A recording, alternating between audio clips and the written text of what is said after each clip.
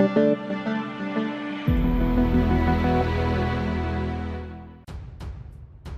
to hard reset Reno 8T.